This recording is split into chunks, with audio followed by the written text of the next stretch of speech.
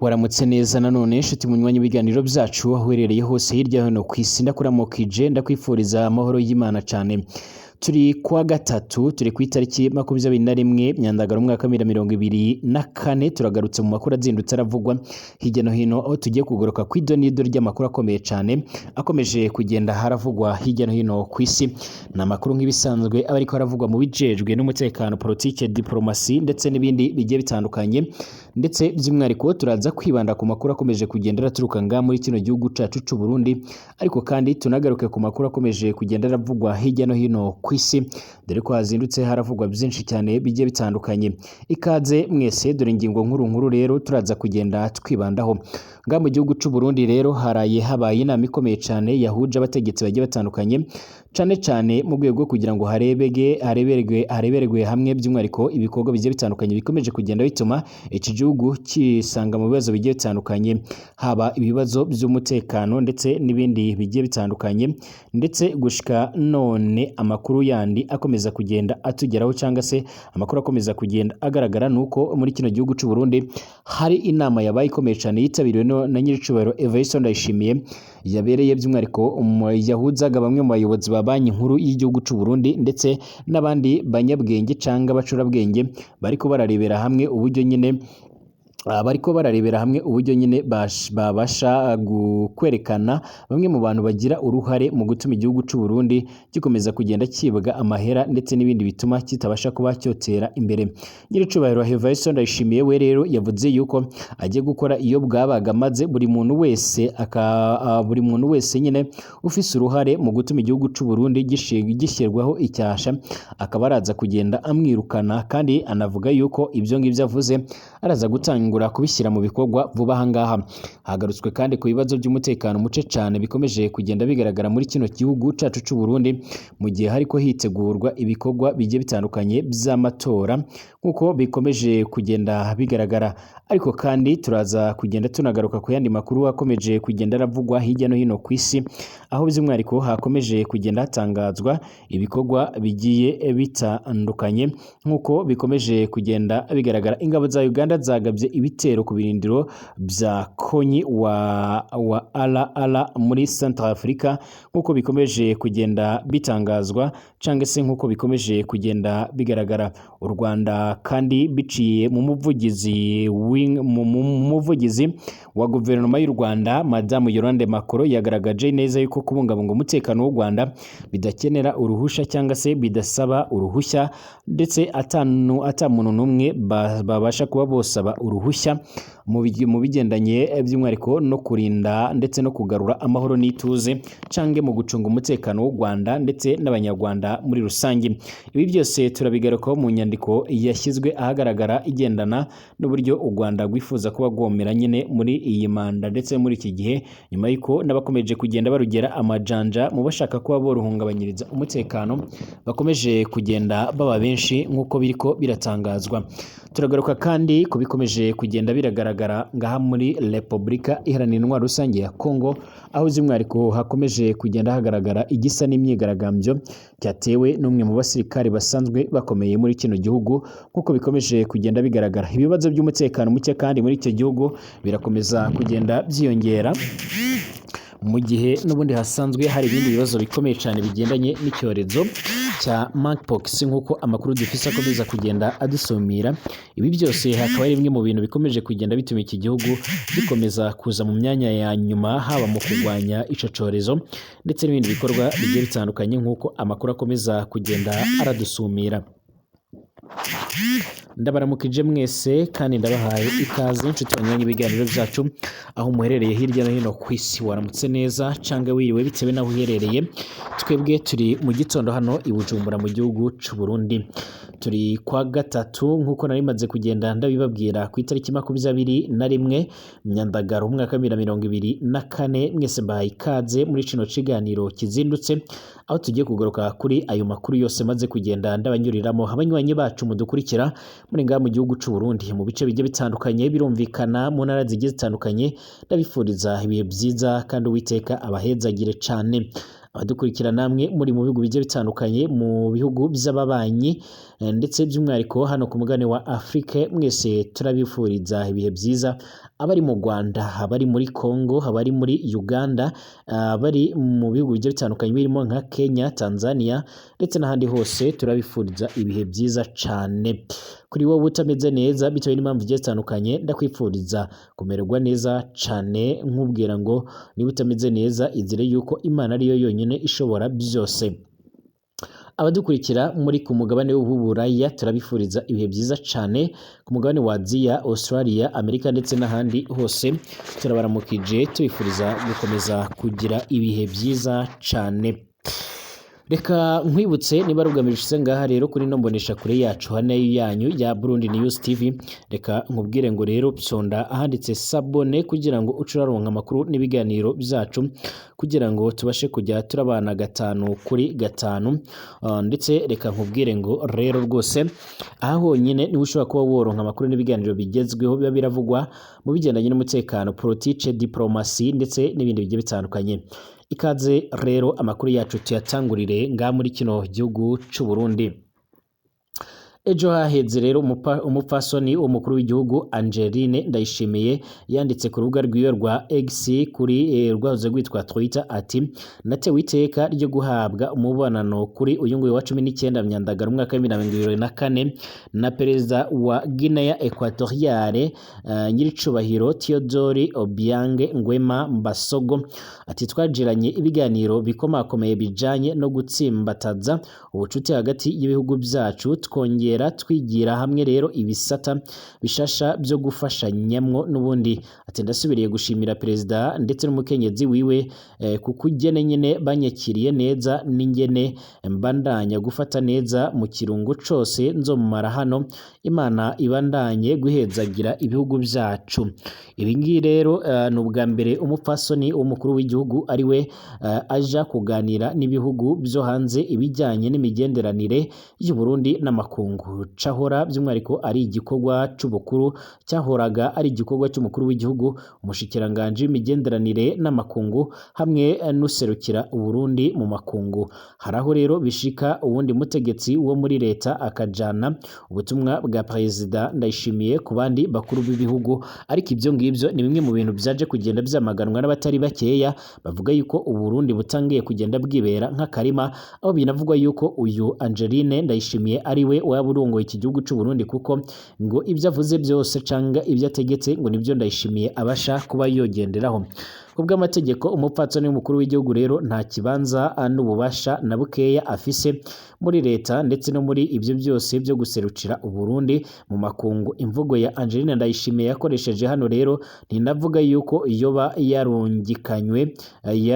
yarungikanywe ubutumwa n'umushinga ntahe rero wiwe abivuga nk'userukira Burundi, afata ingingo ku bijyanye n'imigenderanire y'u Burundi n'amakungu. Imvugo hagati y'ibihugu byacu nayo isanzwe ikoreshwa n'abakuru b'ibihugu gusa, ibi ngibi ataho byabaye nk'uko bikomeza kugenda bigaragara. Ibi rero byaje gutuma igihugu cy'u Burundi congera kotswa igitutu n'abanyagihugu ndetse n'abandi bagiye batandukanye batavuga rumwe nacyo, bavuga yuko leta ya Evariste Ndayishimiye ikomeje kugenda irakora amahano.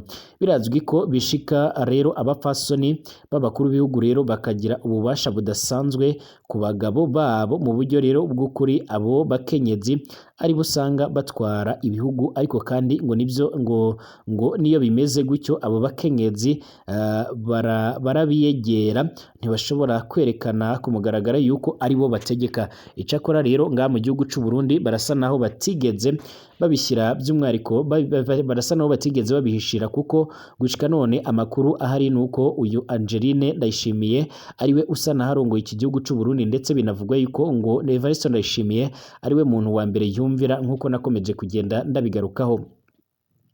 ku itariki ya mbere Mukakaro umwaka wa 2022 Perezida Evariste Ndayishimiye yatangaje icese ko umupfashoni wiwe Angeline Ndayishimiye ari ina Burundi. Ico igihe by'umwariko ntiyasiguye ico bivuga kuba ina Burundi canke ububasha uwo muntu afise mu mateka y'u Burundi. Ntivyari bubeho rero ko umukenyezi w'umukuru w'igihugu canke se umwamikazi yitwa iryo zina, kambure ububasha bwa ina Burundi buratanguye kwigaragaza, ariko kandi byiza byo motorwa hakabaho rero amategeko abisigura nk'uko bakomeza kugenda babigaragara.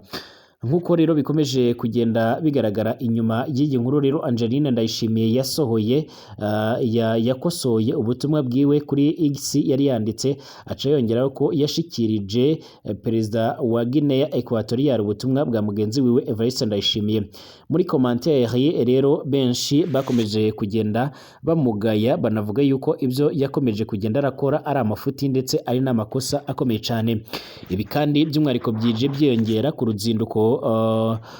ruzinduko rero by'umwariko nyiricubara Evariste Ndayishimiye nawe yarakubutsemo mu misi iheze muri Zambia. Nk'uko amakuru arakomeza aradusumira, Evariste Ndayishimiye yaje gukora ikosa rikomeye cyane ubwo yiyemezaga gutanga imfashanyo y'ibiribwa by'umwariko bishika mu matoni 5,000 abanyagihugu bagiye batandukanye by'umwariko ndetse n'abandi baherereye muri ibyo bice bavuze yuko biteye isoni ndetse binababaje kubona igihugu gikenye cyane kiza mu myanya ya mbere mu bihugu bikenye ku isi kiriko kirafasha igihugu cyifashije.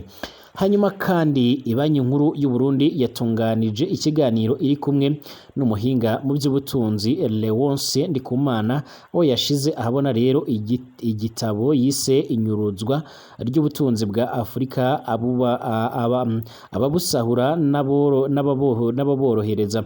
Umukuru w'igihugu cy'u Burundi rero yari yateye iteka ibyo bikorwa, ni akaryo rero ko kwirimbura, bongera bahamagarira rero incabwenge z'u Burundi ziba hanze kuza gufasha igihugu cy'u Burundi mu iterambere. Nyiricubahiro Evariste Ndayishimiye rero yaje kongera kumvikana yikoma ku buryo bukomeye cyane bamwe mu bantu bariko baratuma ibintu birushaho kuzamanga muri kino gihugu cy'u Burundi. Yaje kuvuga yuko afise amakuru ya bamwe mu bantu basanzwe barongoye igihugu cy'u Burundi rero bakomeje kugenda baragira uruhare rukomeye cyane mu bibazo u Burundi buriko buragenda buranyuramo, cyane ibura ry'ibitoro, imanuka ry'ifaranga nga mu gihugu cy'u Burundi ku ruhando mpuzamakungu ndetse n'ibindi bibazo bigiye bitandukanye birimo umutekano.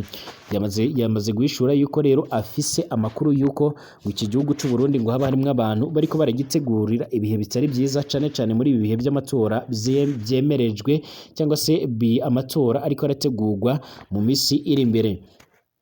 Icyakora nyiricubahiro Evariste Ndayishimiye rero yaje kugenda agaragaza ndetse anumvikana neza yuko by'umwariko yiteguye gukora ibishoboka byose. Yavuze ko agiye gushiraho itsinda by'umwariko rishijejwe iby'iperereza rigomba kuzakora iyo bwabaga, hanyuma rigatangura kugenda rigerageza gushakisha amakuru neza n'abantu bakomeza kugenda baragira uruhare muri ivyo bikorwa bigiye bitandukanye, cyane ibikorwa bishobora kuzotuma igihugu cy'u Burundi gikomeza kugenda kuba cyohura n'ibibazo bigiye bitandukanye nk'uko akomeza kugenda agaragara. Nk'uko rero bikomeje kugenda biratangazwa cyangwa se nk'uko bikomeje kugenda bigaragara, Perezida Evariste Ndayishimiye akaba yavuze yuko by'umwariko yiteguye kuba agiye gukora ibishoboka byose ndetse agakora by'umwariko icyo twakwita akanyuza nk'umweyo mu bategetsi bwa mu gihugu cy'u Burundi akomeza kugenda ashinza gukora ibibi cyangwa se inkora mahano.